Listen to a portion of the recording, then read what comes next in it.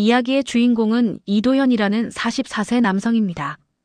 도현은 초등학교 4학년 아들을 둔 아버지로 평소 조용하고 내성적인 성격 때문에 학교 행사나 학부모 모임에는 잘 나오지 않는 편이었습니다. 그런 그가 오늘은 용기를 내어 모임에 참석하게 되었는데 그 이유는 바로 아들 때문이었습니다. 아들 민준이는 최근 들어 학교에서 친구들과 어울리지 못하고 있었습니다. 다른 친구들이 부모 직업 이야기를 할 때마다 위축되는 모습을 보인 도현은 이번만큼은 아버지로서 당당한 모습을 보여주고 싶었던 것입니다. 그날 오후 3시 서울 강남구에 위치한 명문 초등학교 2층 회의실. 20여 명의 학부모들이 둥글게 앉아 교육과 진로에 대한 이야기를 나누는 정기 모임이 시작되었습니다. 대부분이 정장이나 깔끔한 캐주얼 차림이었지만 도현만은 유독 눈에 띄었습니다. 낡은 배달복 상의에 운동화, 그리고 약간 지친 표정. 그는 구석자리에 조용히 앉아 다른 학부모들의 대화에 귀 기울이고 있었습니다. 모임의 시작과 분위기. 모임 진행자인 김영희 학부모회장이 밝은 목소리로 인사를 건넸습니다. 오늘도 바쁘신 와중에 시간 내어 참석해 주셔서 감사합니다. 이번 모임은 우리 아이들의 진로와 교육에 대해 자유롭게 이야기 나누는 시간으로 준비했습니다. 곧이어 학부모들의 자랑 대회가 시작되었습니다. 저희 수진이는 이번 전국 수학경시대회에서 금상을 받았어요. 중학교 과정까지 선행학습을 마쳤거든요. 박 씨가 자랑스럽게 말했습니다. 우리 현우는 영어 토론 대회에서 1등을 했어요. 벌써 토플 점수가 110점이 넘었답니다. 미국 명문대 준비하고 있어요. 이 씨도 질세라 자랑을 늘어놓았습니다. 이어서 직업 이야기로 화제가 넘어갔습니다. 아이들 더 좋은 곳에서 공부시키려니 교육비가 정말 만만치 않더라고요. 저희 남편은 대형 로펌에서 변호사로 일을 하고 있어서 아이가 하고 싶은 것들 맘 편히 시킬 수 있어서 참 다행이에요. 그러게요. 저희도 남편이 올해 대기업 임원으로 승진해서 아이들 해외 연수비 부담을 덜 수 있었어요. 그런 가운데 도현은 묵묵히 듣고만 있었습니다. 가끔 고개를 끄덕이며 다른 사람들의 이야기에 공감하는 듯 했지만 자신의 이야기는 꺼내지 않았습니다. 사실 그럴 용기가 나지 않았던 것입니다. 30분 정도 지났을 때 분위기가 미묘하게 바뀌기 시작했습니다. 몇몇 학부모들이 도현을 힐끗힐끗 쳐다보며 작은 목소리로 수근거렸습니다. 저분, 우리 반 이민준 학생 아빠 맞죠? 맞아요. 배달 일하신다던데. 아직도? 나이가 40대 중반인데. 이런 대화들이 도현의 귀에 들렸습니다. 그는 표정 하나 바꾸지 않고 가만히 앉아 있었지만 마음속으로는 천천히 상처받고 있었습니다. 역시 올 게 아니었나 하는 후회가 밀려왔습니다. 그때 한 학부모가 대놓고 말했습니다. 민준 아버님, 요즘 배달일이 많이 힘들죠? 경기가 안 좋다고 하던데. 별것 아닌 듯 던진 말이었지만 그 의도는 분명했습니다. 도현은 잠시 침묵한 후 조용히 대답했습니다. 네, 힘든 것은 사실이지만 아이를 위해서라면 얼마든지 할 수 있습니다. 그래도 교육비 마련은 어떻게 하세요? 요즘 사교육비가 만만치 않잖아요. 또 다른 학부모가 끼어들었습니다. 순간 모임장의 공기가 차가워졌습니다. 도현을 향한 시선들이 복잡했습니다. 동정 어린 시선, 우월감이 담긴 시선, 그리고 무관심한 시선들이 뒤섞였습니다. 사실 도현에게는 남들이 모르는 이야기가 있었습니다. 5년 전 도현은 대기업에서 물류관리부장으로 일하고 있었습니다. 연봉 8천만 원의 안정적인 직장, 누가 봐도 성공한 직장인이었죠. 하지만 갑작스러운 회사 구조 조정으로 명예퇴직을 당하게 되었습니다. 40세가 다 되어 새로운 직장을 구하기는 쉽지 않았습니다. 게다가 아내는 큰 병을 앓고 있었고 치료비와 생활비가 만만치 않았습니다. 그때 도현이 선택한 것이 배달 일이었습니다. 나이와 학력에 상관없이 할 수 있는 일, 그리고 무엇보다 시간이 자유로워 아픈 아내와 아이를 돌볼 수 있는 일이었기 때문입니다. 처음에는 자존심이 상했습니다. 대학 동기들은 임원이 되고 성공 가도를 달리는데 자신만 오토바이에 음식을 싣고 이 건물 저 건물을 오르내리고 있었으니까요. 하지만 시간이 지나면서 도현은 이 일에서 새로운 의미를 찾게 되었습니다. 배달 일을 하면서 만난 수많은 사람들, 그들의 다양한 삶의 모습들, 새벽부터 밤늦게까지 일하는 소상공인들, 야근에 지친 직장인들, 육아에 지친 주부들. 도연은 이들을 만나며 사회의 다양한 단면을 보게 되었습니다. 그리고 무엇보다 이 일을 통해 물류 시스템의 비효율성을 직접 체험할 수 있었습니다. 같은 아파트에 여러 번 가야 하는 비효율, 잘못된 주소로 인한 시간 낭비, 배달원과 고객 간의 소통 부재. 이런 문제들을 해결할 수 있는 아이디어들이 하나둘 떠오르기 시작했습니다. 그런데 모임 당일 아침, 도연에게 청천벽력 같은 일이 일어났습니다. 아내 수연이 갑자기 쓰러진 것입니다. 최근 몇 달간 치료를 받고 있던 상황에서 급작스럽게 상태가 악화된 것이었습니다. 응급실로 실려간 수연을 지켜보며 도연은 가슴이 미어지는 듯 했습니다. 의사는 긴급 수술이 필요하다고 했고 그 비용만 3천만 원이 넘었습니다. 평소 모아둔 돈으로는 턱없이 부족한 상황이었습니다. 여보, 학부모 모임은 어떻게 해? 민준이 챙겨야 할 것도 많은데. 수술 준비를 하면서도 수연은 아이 걱정을 했습니다. 도연은 고민에 빠졌습니다. 아내를 혼자 두고 모임에 갈 수는 없었지만 학교 행사와 민준이 학업 관련해서도 듣고 참여해야 할 것들이 많았습니다. 결국 수연의 어머니가 병원에 와주셔서 잠깐 자리를 비울 수 있게 되었습니다. 한 시간만 다녀올게요라고 말하며 급히 모임장으로 향했던 것입니다. 그래서 평소보다도 더 초췌하고 지친 모습이었던 것이죠. 모임으로 돌아와서 상황은 더욱 심각해지고 있었습니다. 학부모들의 대화가 점점 날카로워졌습니다. 요즘 아이들 특별활동비도 올려야 하는 거 아니에요? 아이들 체험 학습비 부족하다던데. 누군가 말했습니다. 맞아요. 월 30만 원 정도는 더 내야 하지 않을까요? 다른 학부모가 맞장구 쳤습니다. 그때 또 다른 학부모가 도연을 직접 쳐다보며 말했습니다. 민준이 아빠는 괜찮으시겠어요? 추가 회비 30만 원. 배달일로는 좀 부담되지 않을까요? 주변에서 작은 웃음소리가 흘러나왔습니다. 아기는 없었을지 모르지만 도연에게는 모멸감으로 다가왔습니다. 아니면 민준이네만 회비를 줄여드릴까요? 또 다른 학부모가 친절하게 제안했습니다. 도연은 주먹을 꽉 쥐었습니다. 하지만 화를 내면 아들에게 더 안 좋은 영향을 줄 것 같아서 참았습니다. 괜찮습니다. 다른 분들과 똑같이 낼 수 있어요. 정말요? 그럼 지금 당장 내실 수 있어요? 누군가 도발적으로 물었습니다. 순간 도연은 머릿속이 하얘졌습니다. 사실 지금 당장 30만 원도 낼 여유가 없었습니다. 아내 수술비 때문에 모든 돈이 필요한 상황이었거든요. 하지만 여기서 그렇게 말할 수는 없었습니다. 바로 그때 모임장 문이 열리며 아이들 몇 명이 들어왔습니다. 학교 수업이 일찍 끝나서 부모를 찾아온 것이었습니다. 그 중에 민준이도 있었습니다. 아빠. 민준이가 밝은 목소리로 도연을 불렀습니다. 도연의 표정이 순간 밝아졌습니다. 민준아, 수업 끝났구나. 여기 와서 아빠 옆에 앉아. 도연이 아들을 자신 옆 의자로 불렀습니다. 민준이는 다른 학부모들에게 예의 바르게 인사를 했습니다. 안녕하세요. 저는 이민준입니다. 어머, 민준이 많이 컸네. 공부 열심히 하고 있지? 한 학부모가 물었습니다. 네, 열심히 하고 있어요. 우리 아빠가 매일 도와주세요. 민준이의 대답에 도연은 뿌듯함을 느꼈습니다. 그런데 그때 한 아이가 민준이에게 말했습니다. 민준아, 너희 아빠 배달원이라며? 우리 엄마가 그러던데. 순간 분위기가 어색해졌습니다.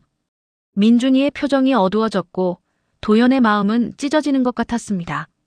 그래서 어때? 민준이가 당당하게 대답했습니다. 우리 아빠는 열심히 일하세요. 그리고 저한테 항상 좋은 아빠예요. 아이의 이 말에 학부모들 사이에 묘한 정적이 흘렀습니다. 도연은 아들의 어깨를 살짝 감싸며 고마운 마음을 전했습니다. 그날 밤 집으로 돌아온 도연은 깊은 생각에 잠겼습니다. 병원에 입원한 아내를 돌보면서 그는 오늘 있었던 일들을 곱씹어 보았습니다. 내가 아들에게 부끄러운 아버지인가? 정말 배달 일만으로는 안 되는 건가? 이런 생각들이 머릿속을 맴돌았습니다. 하지만 동시에 다른 생각도 들었습니다. 지난 5년간 배달 일을 하면서 모은 돈, 그리고 무엇보다 이 경험을 통해 얻은 아이디어들. 그동안 미뤄왔던 사업 계획서를 다시 꺼내보았습니다. 스마트 물류 시스템 마이너스 이것이 도연이 5년 전부터 준비해온 사업 아이템이었습니다. 배달원의 경험과 물류 전문가로서의 지식을 결합한 혁신적인 시스템이었죠. 배달 효율성을 높이는 AI 알고리즘, 실시간 위치 추적 시스템, 고객과 배달원 간의 소통 플랫폼. 이 모든 것들이 실제 현장 경험을 바탕으로 한 실용적인 솔루션이었습니다. 그동안 자금 부족으로 미뤄왔던 이 사업을 이제는 본격적으로 시작해야겠다고 결심했습니다. 아들 앞에서 그리고 자신 앞에서 더 이상 부끄럽지 않은 아버지가 되기 위해서 말입니다. 그 후 몇 개월 동안 도연의 삶은 완전히 달라졌습니다. 낮에는 여전히 배달 일을 하면서 밤에는 사업 계획서를 완성하고 투자자들을 만났습니다. 아내의 수술이 성공적으로 끝난 후 아내도 남편의 꿈을 적극 지지해 주었습니다. 여보, 당신이 그동안 얼마나 이 일을 위해 준비해왔는지 나는 알고 있어요. 이제는 정말 시작할 때가 된 것 같아요. 수연의 격려가 큰 힘이 되었습니다. 도연의 사업 계획은 생각보다 많은 관심을 받았습니다. 특히 실제 배달 현장 경험을 바탕으로 한 실용적인 솔루션들이 투자자들의 눈길을 끌었습니다. 이 정도로 현장 지향적인 솔루션은 처음 봅니다. 이론만이 아니라 실제 경험이 뒷받침된 사업 모델이네요. 한 벤처 캐피털 대표가 감탄했습니다. 결국 시드 투자 20억 원을 유치하는 데 성공했습니다. 도연은 스마트로지라는 회사를 설립하고 본격적인 사업에 뛰어들었습니다. 하지만 시작은 쉽지 않았습니다. 직원 채용, 시스템 개발, 고객 확보. 모든 것이 처음이었고 실패와 시행착오의 연속이었습니다. 때로는 다시 배달일로 돌아가고 싶다는 유혹도 들었습니다. 하지만 도연은 포기하지 않았습니다. 그의 끈기와 현장 경험이 결합된 솔루션은 점점 시장에서 인정받기 시작했습니다. 첫 번째 대형 계약은 프랜차이즈 치킨 업체였습니다. 도연의 시스템을 도입한 후 배달 시간이 평균 20% 단축되고 고객 만족도가 크게 향상되었습니다. 이 성공을 시작으로 여러 음식 배달업체들이 도연의 시스템을 도입하기 시작했습니다. 1년 만에 매출 100억 원을 돌파했고 직원도 50명으로 늘어났습니다. 2년 후 도연의 회사는 물류업계의 혁신 기업으로 주목받기 시작했습니다. 해외 진출도 성공적으로 이뤄졌고 아시아 전역의 서비스를 확대했습니다. 그리고 3년 후 마침내 코스닥 상장에 성공했습니다. 상장 첫날 시가총액 5천억 원을 기록하며 화제가 되었습니다. 언론에서는 배달원에서 CEO가 된 남자라는 제목으로 도연의 이야기를 대대적으로 보도했습니다. 성공한 후에도 도연이 잊지 않은 것이 있었습니다. 바로 어려운 환경에서도 꿈을 포기하지 않는 아이들을 돕는 것이었습니다. 제가 배달 일을 하면서 만난 많은 가정들 중에 경제적 어려움 때문에 교육 기회를 놓치는 아이들을 많이 봤습니다. 그런 아이들에게 희망을 주고 싶어요. 도연은 장학재단을 설립하며 이렇게 말했습니다. 희망사다리 장학재단은 매년 1,000명의 학생들에게 장학금을 지원하는 대규모 사업으로 시작되었습니다. 특히 한부모 가정, 조손 가정, 그리고 부모가 어려운 일을 하는 가정의 아이들을 우선적으로 지원했습니다. 도연은 교육은 계층을 뛰어넘을 수 있는 가장 확실한 사다리입니다. 모든 아이들이 공평한 기회를 가져야 합니다라고 재단 설립 취지를 밝혔습니다. 그리고 드디어 그날이 찾아왔습니다. 민준이가 6학년이 된 새학기, 다시 한번 학부모 모임이 열렸습니다. 이번에는 중학교 진학을 앞둔 아이들의 진로에 대해 논의하는 자리였는데 장소는 학교 근처의 한적한 카페로 정해졌습니다. 강남구의 조용한 골목에 위치한 가든 카페는 학부모들이 자주 이용하는 곳이었습니다. 2층 프라이빗 룸에서 20여 명의 학부모들이 둘러앉아 담소를 나누고 있었습니다. 도연은 이번에도 평소와 다름없이 단정하지만 화려하지 않은 옷차림으로 모임에 참석했습니다. 하지만 3년 전과는 확연히 다른 것이 있었습니다. 그의 표정에서 자신감과 여유가 느껴졌고 말투도 한결 당당해져 있었습니다. 민준이 아빠 오랜만이에요. 학부모 회장이 반갑게 인사했습니다. 네, 안녕하세요. 오랜만입니다. 도연이 미소 지으며 대답했습니다. 3년 전 그를 무시했던 학부모들도 하나둘 자리에 앉았습니다. 이들은 도연을 보며 약간 어색한 표정을 지었지만 여전히 그를 배달원 아버지 정도로만 기억하고 있었습니다. 커피와 케이크가 나오고 모임이 시작되자 여전히 자녀 자랑과 직업 자랑이 이어졌습니다. 하지만 이번에는 도연이 조용히 듣기만 하지 않았습니다. 민준이는 어떤 중학교에 보낼 계획이에요? 한 학부모가 물었습니다. 아직 정하지 않았어요. 민준이가 하고 싶어 하는 것을 먼저 찾아보려고 합니다. 도연이 차분히 대답했습니다. 그래도 요즘 경쟁이 치열한데 미리 준비해야 하지 않을까요? 특목고 입시 준비는 일찍 시작해야 한다던데. 다른 학부모가 조언하듯 말했습니다. 도연은 고개를 끄덕이며 대답했습니다. 좋은 조언 감사합니다. 하지만 저는 아이가 자신의 길을 스스로 찾아가는 것이 더 중요하다고 생각해요. 그때 또다시 회비 이야기가 나왔습니다. 이번에는 아이들 해외 체험학습을 계획하고 있는데 1인당 300만 원 정도 예상됩니다. 순간 3년 전의 상황이 재현되는 듯 했습니다. 몇몇 학부모들이 슬쩍 도연을 쳐다보았습니다. 300만 원이면 부담되는 분들도 있을 텐데. 누군가 말했습니다.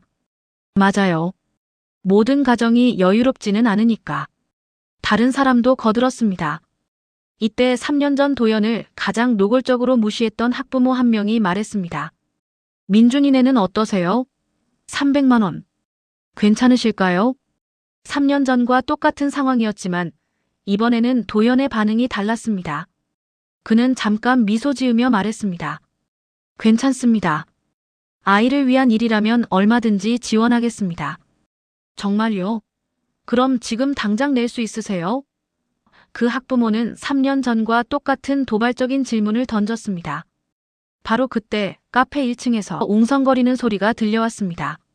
그리고 잠시 후 카페 사장이 2층으로 올라와 말했습니다. 죄송합니다. 아래층에 기자분들이 계시는데 혹시 이도연 대표님 계신지 물어보시네요. TV 인터뷰 약속이 있다고 하시는데. 학부모들이 어리둥절한 표정으로 서로를 쳐다보았습니다. 대표님, 누구를 말하는 걸까요? 도연이 조용히 일어서며 말했습니다. 아, 제가 이도연입니다.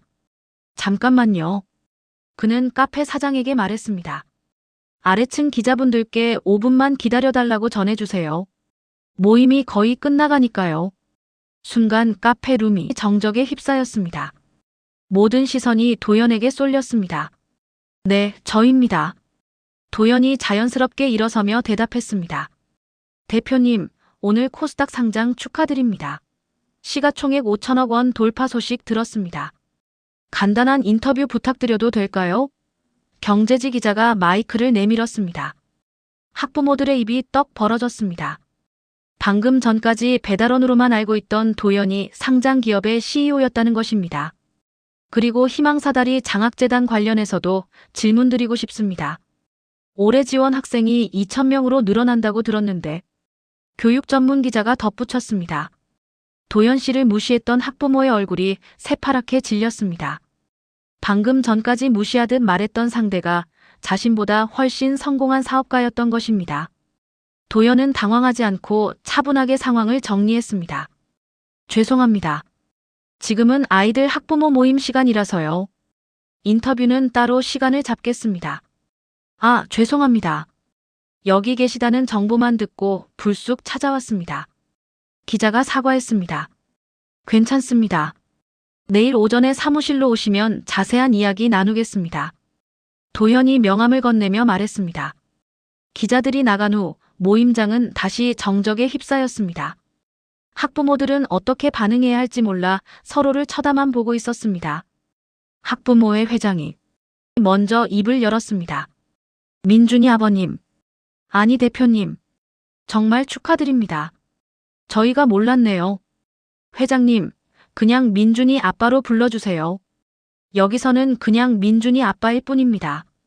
도연이 겸손하게 대답했습니다. 도연 씨를 무시했던 학부모가 얼굴을 붉히며 조심스럽게 말했습니다. 민준이 아버님, 제가 너무 실례했네요. 정말 죄송합니다. 무슨 말씀이세요? 실례될 게 없었어요. 도연은 전혀 화내지 않았습니다. 그런데 정말 배달 일을 하신 게 맞나요? 다른 학부모가 궁금해하며 물었습니다. 네, 맞습니다. 5년간 배달 일을 했어요. 그 경험이 지금 사업의 밑바탕이 되었습니다. 도연이 솔직하게 대답했습니다. 사실 저도 처음부터 배달 일을 하려던 건 아니었어요. 도연이 천천히 자신의 이야기를 꺼내기 시작했습니다. 대기업에서 물류관리부장으로 일하다가 구조조정을 당했어요. 아내가 큰 병을 앓게 되면서 당장 돈이 필요했고 나이가 있다 보니 재취업이 쉽지 않았어요. 학부모들이 진지한 표정으로 도연의 이야기에 귀를 기울였습니다. 그때 선택할 수 있는 일이 배달밖에 없었어요. 처음에는 자존심 상했죠. 하지만 일을 하면서 깨달은 게 있어요. 어떤 일이든 진심을 다하면 배울 점이 있다는 거예요. 배달을 하면서 물류 시스템의 문제점들을 직접 체험했어요. 비효율적인 배송 경로, 소통 부족, 시간 낭비. 이런 것들을 해결할 수 있는 아이디어가 하나둘 떠오르기 시작했어요. 제가 성공할 수 있었던 건 단순히 좋은 아이디어 때문이 아니에요. 5년 동안 현장에서 직접 겪은 경험이 있었기 때문이에요. 도연의 말에 학부모들이 고개를 끄덕였습니다. 투자자들이 저를 선택한 이유도 바로 그거였어요. 이론만 아는 게 아니라 현실을 아는 사람이라고 했어요. 배달원으로 일한 경험이 오히려 제 최대 장점이 된 거죠. 지금도 가끔 배달복을 입고 현장에 나가요. 직원들과 함께 실제 배달을 해보면서 시스템 개선점을 찾아내거든요. 이 말에 학부모들이 감탄했습니다. 성공한 후에도 초심을 잃지 않는 도연의 모습에서 진정한 리더십을 느꼈기 때문입니다. 희망사다리 장학재단을 만든 이유도 제 경험 때문이에요. 도연이 계속 말했습니다. 배달을 하면서 정말 다양한 가정을 만났어요. 경제적으로 어려운 상황에서도 아이 교육만큼은 포기하지 않으려는 부모들. 그런 분들을 보면서 마음이 아팠어요. 특히 제가 배달했던 고시원에 사는 한 고등학생이 있었어요. 부모님이 일찍 돌아가셔서 혼자 살면서 아르바이트로 학비를 벌고 있더라고요. 그 아이가 아저씨, 저도 언젠가는 성공할 수 있을까요? 라고 물었을 때 정말 마음이 아팠어요. 학부모들의 눈시울이 붉어졌습니다. 그래서 결심했어요. 제가 성공하면 그런 아이들을 꼭 도와주겠다고. 가난 때문에 꿈을 포기하는 아이가 없었으면 좋겠다고요. 사실 여러분들이 추구하시는 교육도 이해해요. 좋은 학교, 좋은 성적. 부모라면 당연한 마음이죠. 도연이 학부모들을 이해한다는 뜻을 밝혔습니다. 하지만 제가 배달 일을 하면서 배운 게 있어요. 진짜 중요한 건 아이가 어떤 사람이 되느냐는 거예요. 성적이나 학교보다 인성과 가치관이 더 중요하다고 생각해요. 민준이에게 항상 말해줘요. 아빠는 배달원이었지만 부끄럽지 않다고. 열심히 일해서 가족을 지키고 다른 사람들을 도울 수 있어서 오히려 자랑스럽다고요. 이 말을 들은 학부모들이 깊은 고민에 빠진 표정을 지었습니다. 아, 그리고 아까 체험학습비 이야기 나왔는데요. 도연이 다시 입을 열었습니다. 300만 원이 부담되는 가정이 있다면 저희 재단에서 지원해 드릴 수 있어요. 아이들이 좋은 경험을 할 기회를 놓치면 안 되니까요. 학부모들이 놀란 표정을 지었습니다. 그리고 해외 체험학습도 좋지만 우리 아이들이 다양한 직업을 체험할 수 있는 프로그램은 어떨까요? 저희 회사에서도 견학 프로그램을 운영하고 있어요. 아이들이 성공한 사람의 이야기만 듣는 것보다 다양한 일을 하는 사람들의 진짜 이야기를 들으면 더 많은 걸 배울 수 있을 거예요. 학부모회 회장이 눈을 반짝이며 말했습니다. 정말 좋은 아이디어네요. 민준이 아버님이 직접 아이들에게 강연해 주실 수도 있을까요? 물론이죠. 언제든 환영입니다. 모임이 끝나갈 무렵 도연을 무시했던 학부모가 용기를 내어 도연에게 다가왔습니다. 민준이 아버님, 정말 죄송해요. 그동안 제가 너무 편견을 가지고 있었네요. 괜찮아요. 누구나 그럴 수 있어요. 저도 처음에는 배달 일을 부끄럽게 생각했으니까요. 아니에요. 변명의 여지가 없어요. 겉모습만 보고 판단한 제가 잘못이에요. 다른 학부모들도 하나둘씩 도연에게 사과했습니다. 그들은 진심으로 자신들의 편견을 반성하고 있었습니다. 여러분, 정말 괜찮아요. 오히려 저는 그런 시선들 때문에 더 열심히 할 수 있었어요. 감사하게 생각해요. 도연의 너그러운 마음에 학부모들은 더욱 부끄러워했습니다. 그 후 학부모들의 태도는 완전히 달라졌습니다. 하지만 도연을 대하는 방식이 과거와는 정반대로 바뀐 것은 아니었습니다. 처음에는 몇몇 학부모들이 지나치게 조심스럽게 굴거나 아부하려 하기도 했습니다. 대표님, 저희 아이도 혹시 인턴십 기회가. 대표님, 사업 조언 좀 구할 수 있을까요? 하지만 도연은 이런 태도도 원하지 않았습니다. 여러분, 저는 여기서는 그냥 민준이 아빠예요. 너무 격식 차리지 마세요. 우리 모두 아이들을 키우는 같은 부모잖아요. 점차 학부모들도 자연스러운 관계를 회복했습니다. 도연의 성공을 부러워하기보다는 그의 인품과 가치관을 존경하게 되었습니다. 도연의 이야기는 다른 학부모들에게도 큰 영향을 주었습니다. 단순히 좋은 학교, 좋은 성적만 추구하던 분위기가 조금씩 바뀌기 시작했습니다. 우리 아이들에게 정말 필요한 교육이 뭘까? 라는 근본적인 질문을 하게 되었습니다. 학부모회 회장이 제안했습니다. 민준이 아버님 이야기를 들으니 우리도 교육 방향을 다시 생각해 봐야겠어요. 성적도 중요하지만 아이들이 올바른 가치관을 가지는 게 더 중요한 것 같아요. 맞아요. 우리가 아이들에게 보여주는 모습이 그들에게는 가장 큰 교육이겠네요. 도연을 무시했던 학부모도 반성하며 말했습니다. 1년이 지난 후 이 학교의 분위기는 완전히 달라져 있었습니다. 학부모들 사이에 경쟁보다는 협력의 문화가 자리 잡았습니다. 아이들도 변했습니다. 부모의 직업이나 경제력으로 친구를 판단하지 않게 되었습니다. 대신 서로를 도와주고 배려하는 문화가 형성되었습니다. 민준이는 이런 변화의 중심에 있었습니다. 우리 아빠가 말씀하셨어요. 사람은 겉모습이 아니라 마음으로 판단해야 한다고요. 다른 아이들도 민준이의 말에 고개를 끄덕였습니다. 이런 변화는 언론의 주목도 받았습니다. 한 교육 전문 기자가 이 학교를 취재하며 기사를 썼습니다. 배달원 출신 CEO가 바꾼 학교 문화. 한 사람의 진정성이 어떻게 전체 공동체를 바꿀 수 있는지를 보여주는 사례다. 중요한 것은 성공 자체가 아니라 성공한 후에도 잃지 않은 겸손함과 나눔의 정신이다. 기사는 큰 화제가 되었고 전국의 많은 학교에서 벤치마킹하려고 했습니다. 도연은 여러 강연 요청을 받았지만 항상 같은 메시지를 전했습니다. 성공의 기준은 사람마다 다를 수 있습니다. 하지만 진짜 성공은 자기만 잘 사는 게 아니라 주변 사람들과 함께 잘 사는 것이라고 생각합니다. 제가 배달원이었을 때도 지금도 변하지 않은 게 있어요. 바로 다른 사람을 존중하는 마음입니다. 이것이 제가 아이에게 물려주고 싶은 가장 큰 유산입니다. 우리 아이들이 살아갈 미래는 경쟁보다는 협력이 중요한 시대가 될 거예요. 그런 시대에 필요한 건 1등이 되는 능력이 아니라 함께 살아가는 지혜입니다. 희망사다리 장학재단의 활동은 점점 확대되었습니다.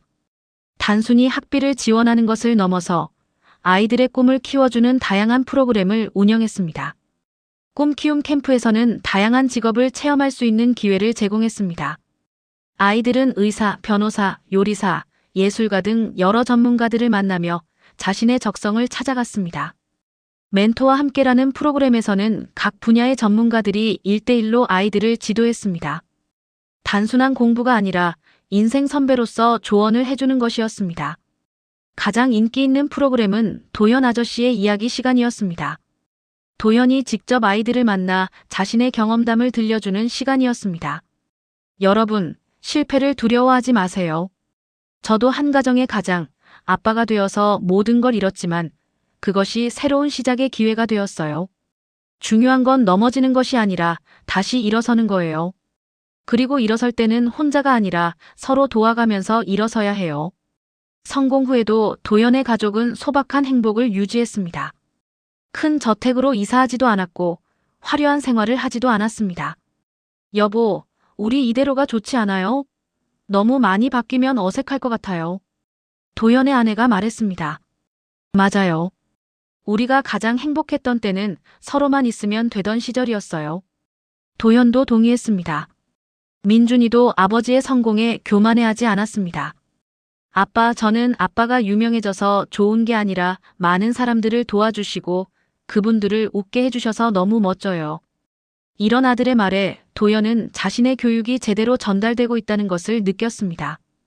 도연의 이야기는 사회 전체에도 영향을 미쳤습니다. 직업에 대한 편견, 외모로 사람을 판단하는 문화에 대한 반성의 목소리가 높아졌습니다. 한 시민단체에서는 존중 캠페인을 시작했습니다. 모든 일하는 사람들을 존중하자는 슬로건으로 사회 인식 개선 활동을 펼쳤습니다. 교육계에서도 변화가 일었습니다. 성적 위주의 교육에서 인성 교육의 중요성이 강조되기 시작했습니다. 진짜 성공한 사람은 인품을 갖춘 사람이라는 인식이 점점 확산되었습니다. 5년이 지난 지금 도연의 회사는 글로벌 기업으로 성장했습니다. 하지만 그의 마음가짐은 변하지 않았습니다. 매년 열리는 회사 창립 기념일에 도연은 항상 같은 이야기를 했습니다. 우리 회사가 존재하는 이유는 단순히 이익을 내기 위함이 아닙니다. 더 나은 세상을 만들기 위해서입니다. 제가 배달원으로 일했던 경험을 잊지 않고 항상 겸손한 마음으로 일하겠습니다. 직원들은 이런 CEO의 모습에서 진정한 리더십을 배웠습니다. 여러분, 오늘 이야기를 들으시며 어떤 생각이 드셨나요? 우리는 얼마나 자주 겉모습만으로 사람을 판단하고 있을까요? 그 순간 우리가 놓치고 있는 것은 무엇일까요? 돈과 명예도 삶에서 너무 중요하지만 진짜 성공은 어떤 상황에서도 자신을 잃지 않는 것, 그리고 주변 사람들을 존중하고 배려하는 것입니다. 아이들은 부모의 말이 아니라 행동을 보고 자랍니다. 우리가 다른 사람을 어떻게 대하는지, 어려운 상황에서 어떻게 행동하는지를 보고 배웁니다. 오늘부터라도 시작해보세요. 겉모습이 아닌 마음으로 사람을 보는 것, 작은 친절이라도 베푸는 것, 그리고 아이들에게 올바른 가치관을 심어주는 것.